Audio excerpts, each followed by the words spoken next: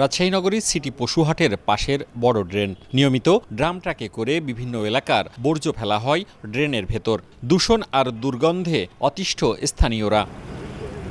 এলাকাবাসী বলছে, রাজশাহী নগরীতে এমন বড় ৮টি সহ মোট ৩১৫ কিলোমিটার ড্রেন রয়েছে। এসব ড্রেনে ফেলা হয় নগরীর আবর্জনা, পয়ঃবর্জ্য, ক্লিনিক্যাল ও কলকারখানার বর্জ্য। আর এসব তরল বর্জ্য বারাহী নদী ও নবগঙ্গা নদীর মাধ্যমে গিয়ে মেশে ১২ নদীর পানিতে। পরিবেশ দূষণ হচ্ছে, মানুষের চলাফেরা কষ্ট হচ্ছে, বাচ্চা কাচ্চারা এদিক দিয়ে যাতায়াত করে সবসময় একটা পরিবেশ সৃষ্টিকে নষ্ট করছে। যখন যাই দুর্গন্ধে থাকা যায় না, ছোট বাচ্চারা যদি যায় তাও মনে করেন একটা প্রবলেম হতে পারে। ওনাদেরকে বললে এরা বলে যে তোদেরকে মারবো ধরবো। দূষণের কারণে রাজশাহীর পবা থেকে নাটোর হয়ে নওগাঁর আত্রাই পর্যন্ত প্রায় ৬০ কিলোমিটার নদীর পাড় এলাকায় পড়েছে বিরূপ প্রভাব। স্থানীয়রা বলছেন, গোসল ও গৃহস্থালির কোনো কাজে ব্যবহার করা যায় না নদীর বিষাক্ত পানি। পরিবেশবাদীরা বলছেন, দূষিত পানিতে মারাত্মক স্বাস্থ্য ঝুঁকিতে আছেন লাখো মানুষ।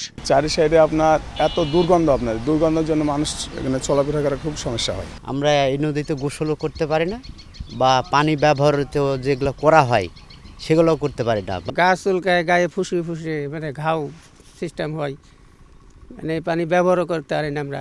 মাছ সব ভাসে ওঠে, মরে যায়।